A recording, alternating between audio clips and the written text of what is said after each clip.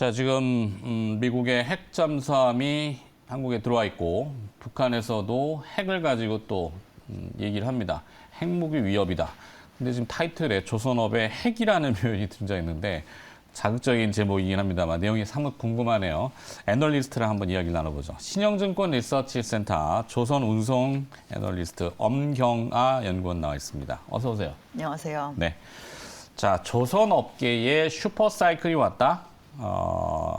누가 쓴 표현인지 모르겠는데 엄연히 과거와 뭐가 달라진 겁니까 지금? 과거에는 저희가 어떻게 보면 무분별한 증설 사이클이었다라고 봐야 될 것 같고요. 그때는 너도 나도 오늘보다 내일 더 많은 배를 만들기 위해서 이제 조선업체들이 노력을 했었으니까. 근데 이번에는 일단 구조적으로 그게 되지 않는 상황입니다. 그리고 이제 오히려 그것 때문에 더 안정적인 상황이다라고 보시면 될 것 같아요. 네. 타이틀은 그러면 여러 가지 함축적인 의미가 있습니다만 핵심이 남았다.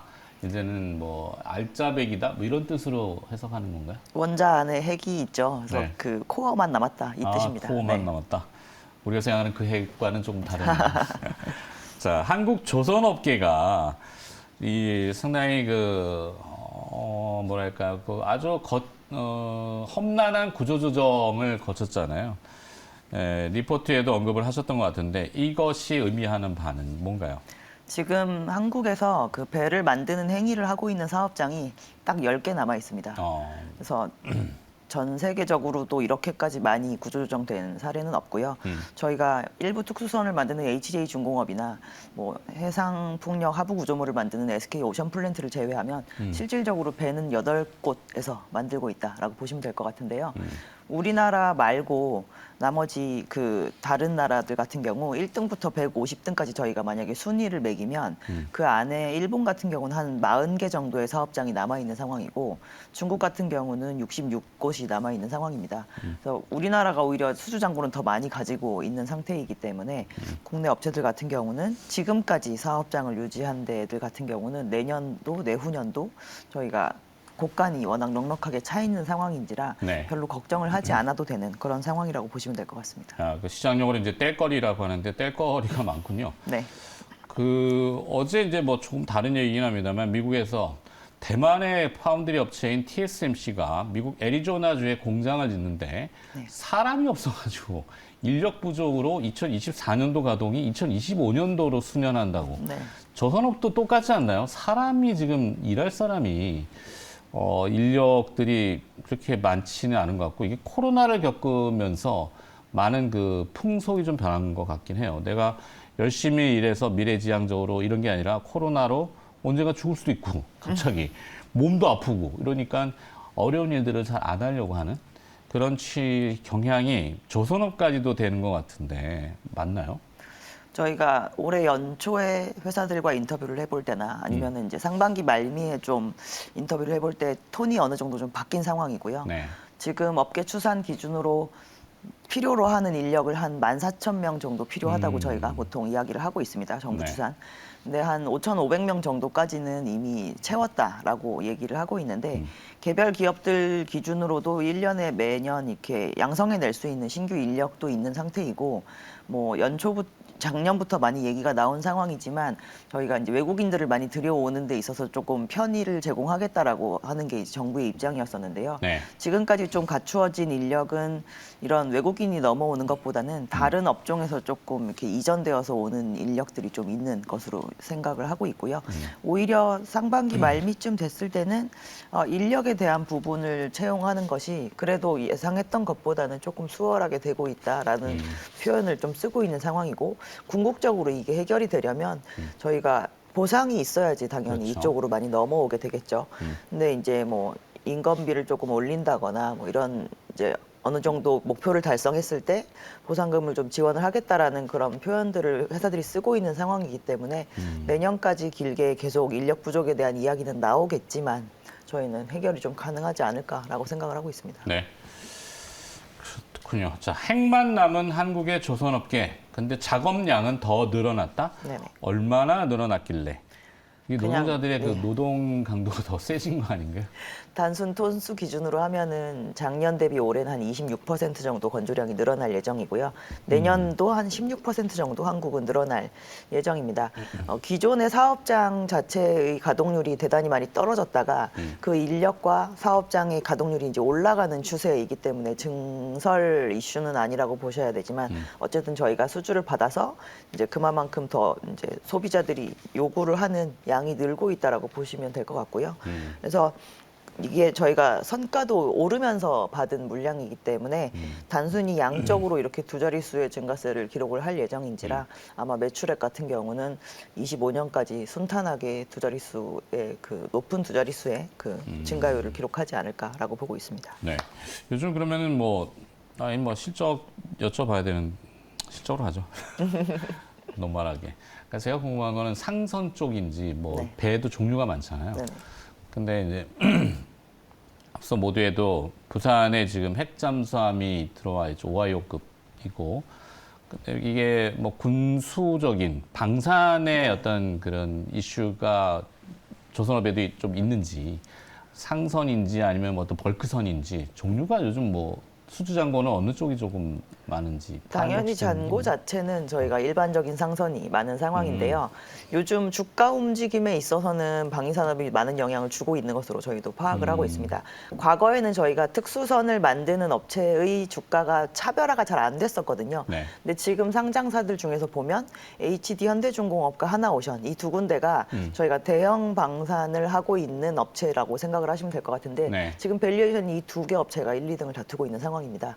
그래서 이제 저희가 내수로만 이 방위 산업을 할 때는 사실 이익률이 그렇게 높진 그렇죠. 않지만 저희가 R&D를 다 마친 상황의 제품을 해외에 만약에 판매를 하게 되면 그때부터는 이게 이제 단순 방위 산업이 아니라 정말 그야말로 장사가 되는 거거든요. 그렇죠. 수출하는. 예, 그래서 이익률도 올라가게 되는데 저희가 지금까지는 이제 꾸준하게 계속 국산화 과정에서 국내 위주의 방산을 많이 했었다라고 한다면 지금은 조금 기대치가 올라오고 있는 상황입니다. 잠수함도 이제 수출로 통해서 이제 수익 사업으로 갈 수 있지 않겠느냐. 그래서 주가에는 지금 수주 잔고상으로는 크게 많지 않지만 주가에는 많은 영향을 주고 있는 게 방위 산업이다라고 보시면 될 것 같아요. 네. 뭐 배하고 비행기는 어차피 군수지만 미국의 럭키드 마틴 영업이익률이 엄청나게 우크라이나 전쟁 때문에 올라왔다고 하니 부러워서 우리도 뭔가 좀 팔아야 되는데 하나오션 기대가 좀 많이 되는 것 같긴 하고. 자, 2분기 실적 시즌입니다. 그러면 실적을 열어봐야 되는데 좀 기대해봐도 될까요? 뭐 매출액을 저희가 월별로 매달 공시를 하고 있는 기업들이 있어서 이제 2분기 매출도 많이 늘어나고 있구나라는 걸 이미 파악을 할 수가 있을 만한 상황인데요. 대형 업체들 기준으로는 전년 동월 대비해서 거의 막 30~40%는 쉽게 늘어나고 있는 상황인지라 2분기에 분명히 실적은 매출액은 많이 증가하는 것을 보일 것이고 다만 저희가 21년을 전후로 해서 수주한 물량들을 지금 만들고 있는 것이기 때문에 저희가 안 만들려고 했는데 만드는 물량이 없고 만들려고 했는데 못 만든 물량은 없어서 수익성 측면에 있어서는 그냥 노 서프라이즈 노 쇼크라고 생각하시면 될 것 같습니다. 노멀하네요. 네. 크게 기대할 것도 크게 뭐 충격 먹을 것도 없다 이건데. 네. 자, 남들 주가를 보면은 가벼운 사실 조선, 화학, 반도체, 자동차, 우리나라를 대표하는 제조업들인데 화학 쪽은 좀 그렇다 치고 반도체도 사실은 이제 개별 밸류 체인들 기업들이 좀 좋았고 큰 기업들은 그런데 어찌됐건 주가가 이렇게 막 강했던 섹터들이 있는데 조선업은 조금 랠리에서 소외됐다? 이건 왜 그럴지. 현대미포조선? 네. 여기가 제일 주가가 안 움직였나요? 현대비포조선이 주로 만드는 배가 한 5만 톤 전후의 배들이거든요. 근데 저희가 대형 조선 업체다라고 얘기하는 현대중공업, 하나오션 그리고 삼성중공업 같은 경우는 최소 한 15만 톤 이상의 배만 주로 만듭니다. 네. 근데 이번 이 코로나 팬데믹 사이클에서 저희가 대형선의 선가가 더 많이 올랐어요. 한 40~50%씩 올랐거든요. 저점 대비해서. 근데 이 미포조선이 만드는 이 정유운반선 같은 경우는 한 20~30% 올랐습니다. 그래서 지금 만드는 것들이 저희가 이제 21년을 전후로 해서 수주를 했던 것인데 그래서 지금 만들고 있는 배의 그 단가가 가장 적게 올라온 것을 만들고 있는 업체가 미포조선이에요. 그리고 저희가 생각을 해보면 코로나 팬데믹 기간에 제일 필요 없는 화물 중에 하나가 오일이잖아요. 그렇죠. 비행기도 안 뜨고 네. 뭐 공장도 잘 안 돌렸으니까. 그래서 업황 자체가 21년에 수많은 해운사들이 돈을 벌 때 벌크 선사 좋았고 컨테이너 선사 좋았는데 그 오일과 관련된 탱커 선사들은 별로 돈을 못 벌다가 작년부터 벌기 시작했습니다. 네. 그래서 요즘 업황 자체는 오히려 더 좋은 편이긴 하지만 실적은 저희가 그동안 수주했던 것으로 내고 있는 상황이기 때문에 당연히 안 좋을 수 있다. 그래서 그거를 좀 반영해서 지금까지 어떻게 보면 미포조선의 주가가 좀 소외가 됐다라고 볼 수가 있는데요. 이 이후에 수주 모멘텀이 좀 살아나는 거 이걸 감안하면 오히려 이렇게 소외되어 있는 미포조선에 대해서 관심을 가져보시는 것도 나쁘지 않은 선택이라고 볼 수 있습니다. 네. 자, 조선주에 대한 투자 전략하고 그러면 그중에 탑픽을 선정해 봐야 되는데요. 최선호주 기업은 어디로 보시는지. 저희는 뭐 주구장창 말씀드리는 한국조선해양이 최선호주에 한국조선해양. 해당이 되고요. HD 한국조선해양. 네네, 맞습니다. 그래서 종속회사로 들고 있는 현대사무중공업의 매출 증가율이 아주 뚜렷하게 나타나고 있는 상황이기 때문에 올해 실적 시즌마다 아마 이제 하반기에는 조금 서프라이즈가 나지 않을까라고 생각을 해보고 있는 상황이고 올해 주가 상승률 자체로는 조금 높은 편이긴 하지만 그럼에도 불구하고 다른 업체들의 주가 상승을 좀 못 따라간 측면이 있습니다. 그래서 그런 것 때문에 여전히 저평가 매력이 뚜렷하다라고 볼 수가 있고요. 전반적인 조선 업체들에 대한 투자 전략은 저희는 올해는 바꿀 생각이 없고요. 내년 되면 다시 한번 생각을 해볼 생각이기 때문에 지금 보유하고 계신 것들 내년까지 잘 들고 가시는 전략을 추천을 해드립니다. 자, 항공도 좀 커버하고 계시니까 휴가철 앞두고 이 항공주에 대한 관심. 근데 요즘 날씨가 안 좋아가지고 이게 순환 흐름을 좀 이어가나. 항공주 좀 전망해 주시죠. 뭐 업체들별로 일단 실적이 2분기와 3분기가 다 나쁘지 않을 것으로 보고 있습니다. 3분기는 이제 다 아시다시피 방학 시즌이니까 저희가 티켓 자체가 일단 비싸거든요. 그래서 이제 프라이스가 올라가는 효과 그리고 예전보다 조금 더 노선을 많이 재개하기 때문에 이제 양적으로도 늘어나는 효과 둘 다 보이는 게 3분기 실적인 것으로 보이고 2분기 같은 경우는 방학 시즌은 아니었기 때문에 약간의 티켓 프라이스 하락은 있었지만 저희가 좀 코스트가 많이 줄어들었습니다. 유가가 네. 좀 빠지는 등의 효과가 있어서 그래서 전체적으로 지금 다시 운항을 재개하고 있는 국면들이기 때문에 실적이 좀 생각보다 그렇게 피크아웃 우려가 아주 셌지만 뭐 그렇게까지 힘든 실적을 보이지는 않을 것 같다라고 보시면 될 것 같아요. 그러면 항공주 중에는 선호 기업이 있습니까? 지금 시점에서? 저희 당사의 항공업에 대한 투자 의견이 별로 좋지 않습니다. 저희가 코로나 때 잃었던 거를 회복하는데 조금 시간이 걸릴 거라고 보고 있어서 그렇고요. 네. 그럼에도 불구하고 이제 투자를 하시고 싶다라고 한다면 가격을 지지할 수 있는 힘이 좀 강한 기업. 그러려면 저희가 지금은 장거리 노선을 많이 가지고 있어야 되는데 대한항공 정도가 괜찮지 않을까라고 생각합니다. 네. 여기까지 듣도록 하겠습니다, 오늘. 네. 목소리가 안 좋으신 거 보니까. 저희가 어제 회식을 해서. 아, 그래요? 네.